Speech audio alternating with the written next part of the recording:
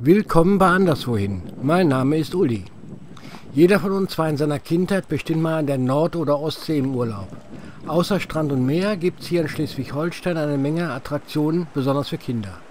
Einige davon sind im Laufe der Zeit verschwunden, verändert worden oder haben den Standort gewechselt. Wir machen eine kleine Zeitreise. In diesem Video zeige ich euch 4 Touristenattraktionen zwischen Flensburg und Lübeck, die es im Jahr 2000 noch gab, die sehr gefragt und bekannt waren, heute aber verschwunden sind. Nummer 1, das ist der Miniaturpark Miniborn, auch Kleine Welt am Oschlager See genannt. Ein Miniaturpark am Ort Oschlag im Kreis Rendsburg-Eckernförde. Oschlag, das liegt zwischen Rendsburg und Schleswig. Der Park lag am See auf einem Gelände von etwa 15.000 Quadratmetern. Mehr als 100 Modelle bekannter Bauwerke gab es hier zu sehen, alles im Maßstab 1:25. Der Miniaturpark, das war die Schöpfung eines Hoteliers. Max Förster hieß er und der betrieb direkt neben dem Park das Hotel Försterhaus. 1988 hatte Förster in den Niederlanden eine große Miniaturstadt besucht. Er war begeistert und wollte so einen Plan auch in Oschlag umsetzen. Förster besorgte sich Baupläne, machte Fotos, fertigte Zeichnungen und begann zu bauen. Baumaterialien waren wasserfestes Holz und Kunststoff.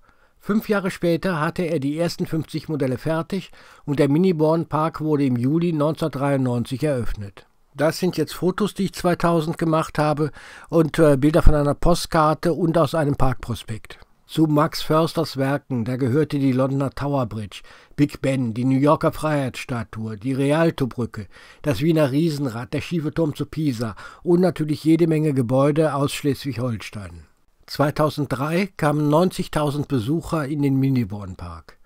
Als Max Förster mit 73 Jahren stirbt, kaufte Ende 2006 sein Freund, ein bekannter Makler, Gebäude, See- und Parkanlage. Denn Försters Witwe konnte die Leitung des Parks nicht mehr allein übernehmen. Das waren übrigens meine Eintrittskarten von damals. Über 100 Modelle gab es jetzt im Miniborn Park, die mussten aber alle überholt und repariert werden. Eine Gartenanlage mit 20.000 Sommerblumen, Seidenblumenparadies, Souvenirartikelverkauf, Fischräucherei, die große Märklin-Eisenbahn, Kinderspielplatz, Autoscooter, ferngelenkte Boote. All das musste gepflegt werden. So kam es, dass sich mehrere Pächter nacheinander an dem Park versuchten, aber alle scheiterten. Um 2010 wurde der Miniborn Park dann endgültig geschlossen. Der Besitzer versuchte dann einige der Modelle zu verkaufen. Ein Miniaturpark auf Rügen zum Beispiel, der kaufte einige Gebäude. Die Gebäude waren natürlich nicht ganz billig, zum Beispiel am Hamburger Michel, da hatte Max Förster rund 3000 Arbeitsstunden gearbeitet, der Turm, der war 5 Meter hoch. Der sollte damals 69.000 € kosten. Ja, und heute, vollständig verschwunden ist der Miniborn Park noch immer nicht. Viele der Gebäude stehen noch auf dem Gelände des Parks. Der Park, der gehört heute zu einem italienischen Restaurant. Im Internet, da findet sich eine Seite, über die der Besitzer weiterhin versucht, Gebäude zu verkaufen. Vielleicht noch zur Erklärung, Max Förster hat die 125 Bauwerke und die Eisenbahnanlage natürlich nicht alleine gebaut. Der hat in den folgenden Jahren dann sehr vielfältige Hilfe, also Angestellte gehabt.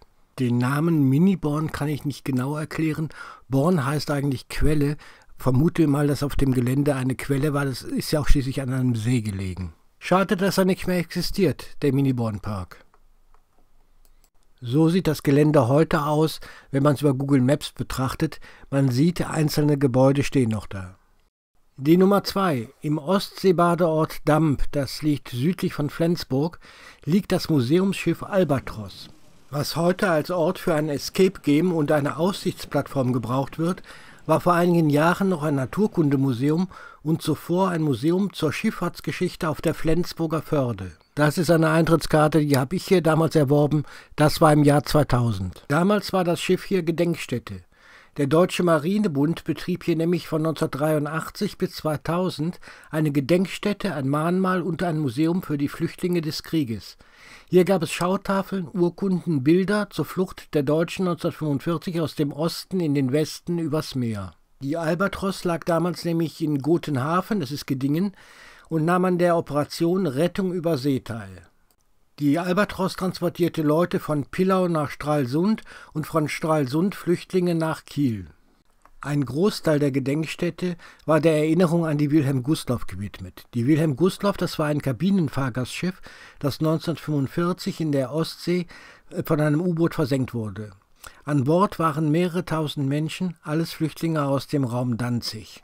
Der Untergang gilt bis heute als eine der verlustreichsten Schiffskatastrophen der Menschheitsgeschichte. Aufgrund zurückgehender Besucherzahlen wurde die Gedenkstätte 2000 geschlossen. Die Exponate gingen an den Deutschen Marinebund bzw. an das Marinen-Ehrenmal in Laboe. In der Albatros drin waren einige Sachen aus der Wilhelm Gustloff zu sehen, zum Beispiel 2 Bullaugen.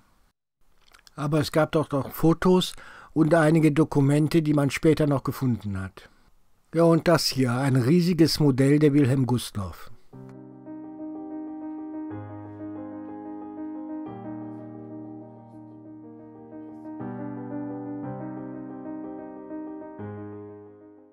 Und man versucht ein bisschen dokumentarisch diese Katastrophe aufzuarbeiten.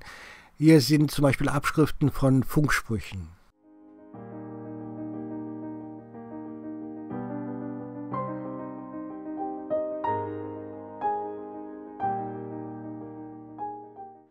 Die Albatros, die liegt seit 1971 in Damp.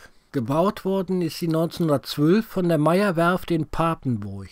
Das Schiff, das diente zur Versorgung von Orten an der Flensburger Förde. War zwischendurch auch mal Viehtransporter. Es waren Passagier- und Frachtdampfer. Im Ersten Weltkrieg, da war das Schiff dann in der Danziger Bucht im Einsatz. Danach transportierte es in Flensburg Fahrgäste. Ab 1943 dann Verkehrsdampfer im Hafen von Gotenhafen im heutigen Gedingen. 2000, da hatte das Schiff noch den Motor und der lief auch. Nach meinen Unterlagen eine Compound-Dampfmaschine mit 260 PS.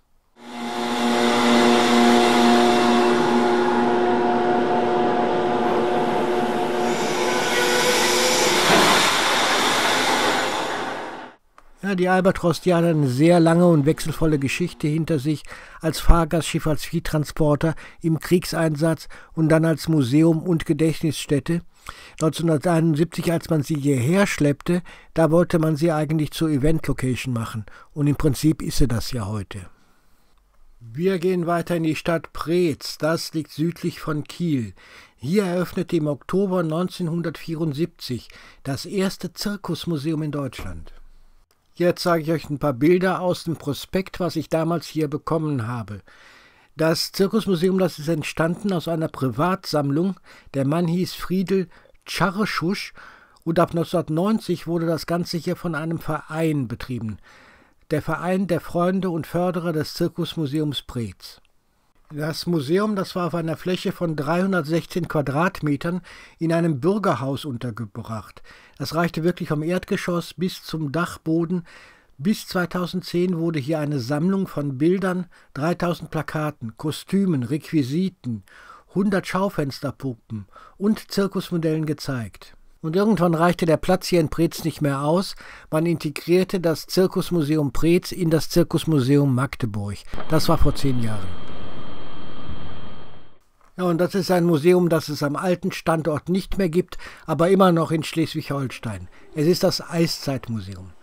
1994 wurde der Förderverein Schleswig-Holsteinisches Eiszeitmuseum gegründet, eine Privatinitiative. Das hier ist der Prospekt aus dem Eiszeitmuseum aus dem Jahr 2000. Denn 1999 hat der Verein auf dem Gelände eines über 100 Jahre alten Bauernhofes in der Nähe von Stolpe das Eiszeitmuseum eröffnet. Stolpe, das liegt zwischen Neumünster und Kiel. In Stolpe, da gab es einen Ausstellungsraum von 200 Quadratmetern und eine Außenfläche. Man hatte ungefähr 30.000 Besucher pro Jahr. Im Wesentlichen gab es hier Erklärungen zur Eiszeit und man konnte in Vitrinen die verschiedenen Gesteinsarten sehen. Und man durfte Sachen anfassen. Schon 2002 war es hier zu Ende in Stolpe. Das Eiszeitmuseum, das zog nach Bordesholm, 2006 dann nach Lütkenburg, das ist östlich von Kiel, und dort ist es noch heute. So, das war's dann von mir, von den 4 Attraktionen zwischen Flensburg und Lübeck, die es heute nicht mehr gibt. In diesem Sinn, tschüss.